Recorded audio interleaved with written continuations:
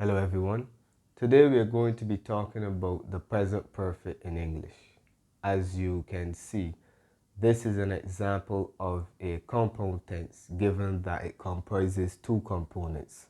The present simple of to have, which is our auxiliary verb, and the past participle of the main verb. Okay?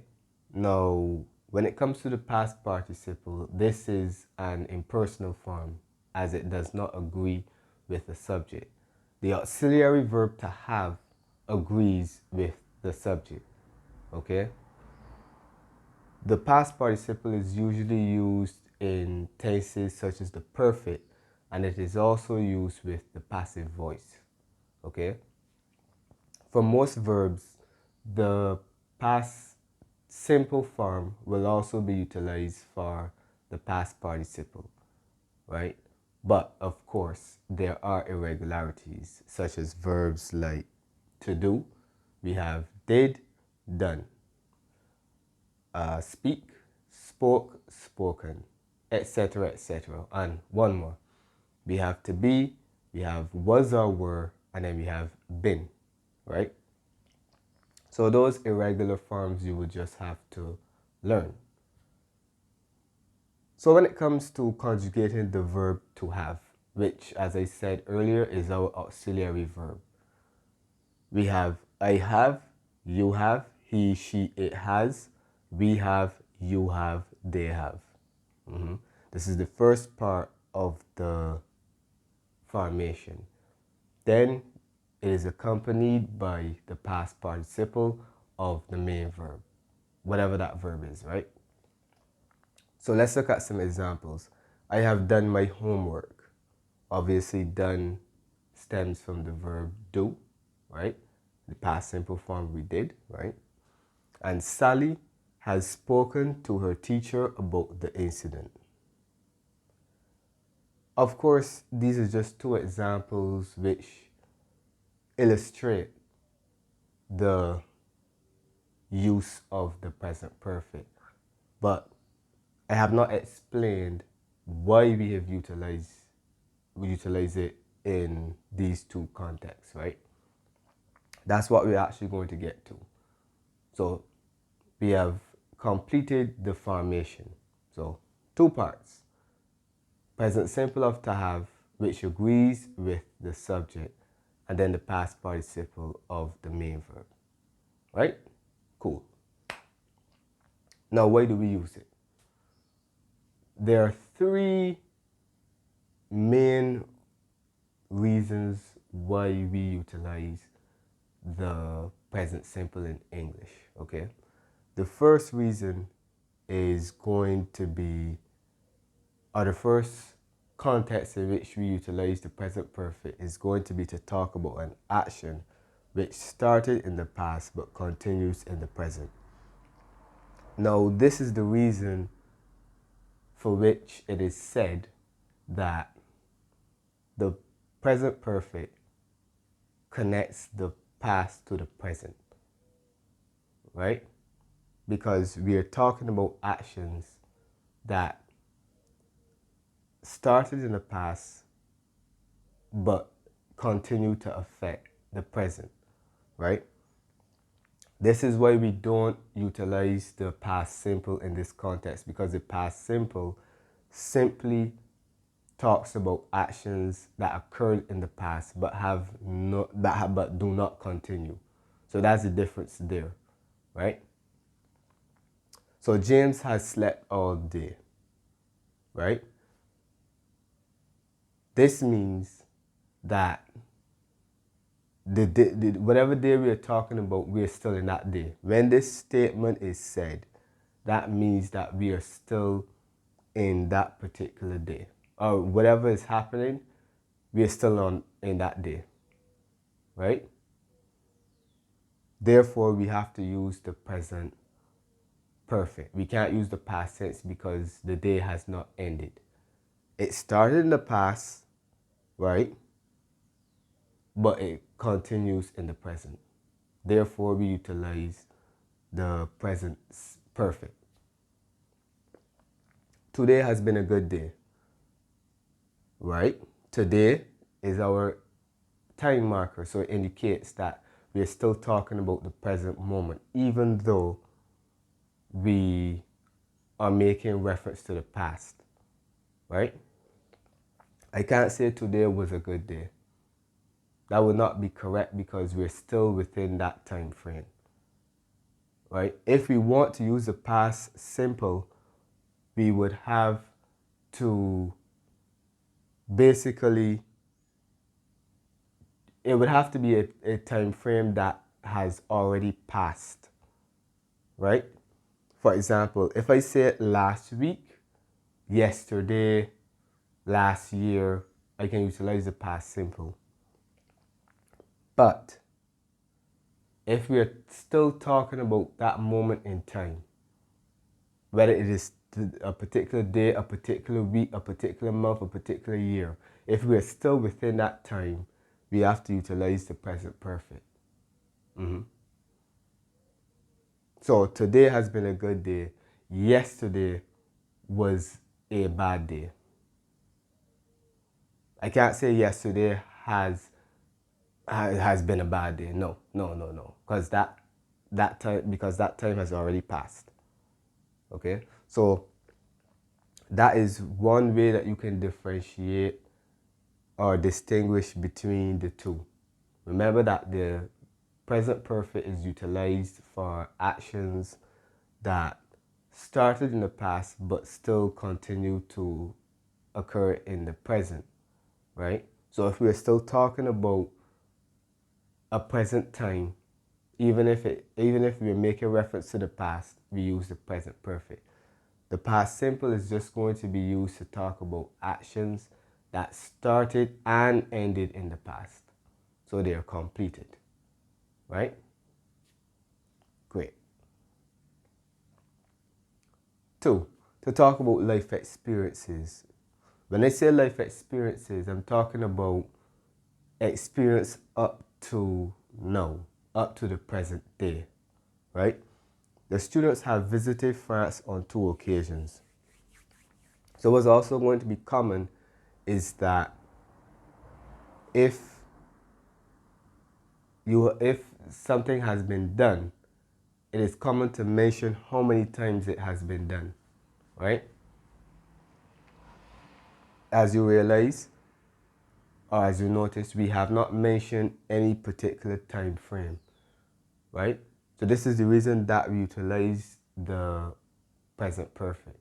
We're talking about our life experience up to this particular point, right? So it means that since she was talking about the students, they have only been to France twice within their entire life, right? If I said the students visited France on 2 occasions, that basically narrows it down to a specific time frame. Even if I don't mention the time frame, that is the implication by the fact that I utilized the past simple. So if I say the students visited France on 2 occasions in 2023, right? That makes sense because that talks about a definite time frame, which is 2023. But if I omit the time, I can use the present perfect because it can refer to my entire life up to, or their entire life up to now, right? Similarly, I have eaten pork before. Yes, this time I did not mention how many times, but it is something that I have done, right, in my life before. But I once again, I have not mentioned when. So that's the difference there when it comes to life experiences. If we utilize the past simple, we are narrowing it down to a specific time frame, even if that time frame is not mentioned, right? And if we utilize the present perfect, the time frame is not specific. We could pretty much say that it happened, that whatever the experiences that we're talking about, it occurred at some point, but it could still be, and it still relates to the present moment, right? That's right. So once no time frame is mentioned or implied, we can utilize the present perfect. Good, good, good. And thirdly, to talk about a recent event or activity. When it comes to this usage, we're going to see the utilization of adverbs such as just, already, etc., right? To indicate that the action recently happened, right? Or the action has to indicate that the action has recently happened, right? So the principal has just given a speech. Just would tell us that this is very recent, right? And my father has recently retired. Recently obviously means that this was a recent occurrence, right? So if you want to talk about an activity that happened recently, once again, started in the past but still has relevance to the present, we utilize the present perfect. Okay? A fly just flew past, literally just flew past my ear. That's why I jumped a bit, right? All right, all right. So as you see, if we were to summarize these three usages, we could say that once an activity started in the past but has some sort, or any activity that has relation to the past and the present, we should utilize the present perfect to describe it, essentially. All right? So this is the formation and the context. Now we are going to proceed to negation and questions. Okay, so we move on to negation. How do we negate sentences in the present perfect? Now, we put not, which is going to be the negation marker, between the auxiliary verb to have and the past participle of the main verb. Okay, so we have not studied for this exam. As you see, not appears after the auxiliary verb but before the main verb. Okay, before the past participle of the main verb. Therefore, if we wanted to produce the affirmative equivalent, we would say we have studied for this exam. Similarly, Ronaldo has not won the award. As you see, not appears between the auxiliary verb and the past participle of the main verb. If you wanted to make that sentence affirmative, we would say Ronaldo has won the award. Very good. These are, we can also construct contractions. We haven't studied for this exam. Ronaldo hasn't won the award. So what happens when it comes to questions? To form questions, place to have at the start, followed by the subject and the past participle of the main verb. So the structure is the auxiliary verb to have, the subject, past participle of the main verb. Okay? Have you taken your medication? Have, auxiliary verb, subject, past participle of the main verb, and then the rest of the sentence. Have you taken your medication? Over here, has Melissa driven that car? Yep. And if you want to create a negative question, we put not after the subject. Therefore, it appears between the subject and the past participle of the main verb. For example, we have, this is the formula, has or have, followed by subject, not past participle of the main verb, and the rest of the question, of course. Have you not taken your medication?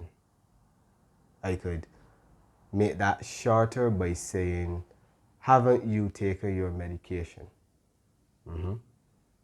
Haven't you taken? So when we create a contraction, the haven't and not, they fuse, and the you follows that contraction.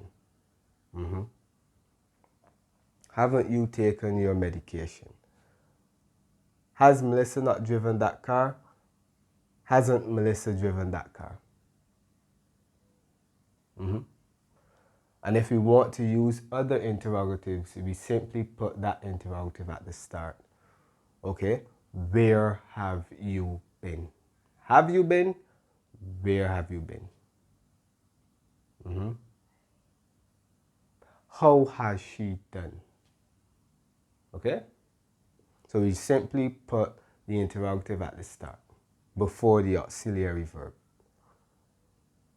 All right. This concludes our lesson on the present perfect in English. I hope that you have understood everything. Thank you very much for watching, and see you in the next one.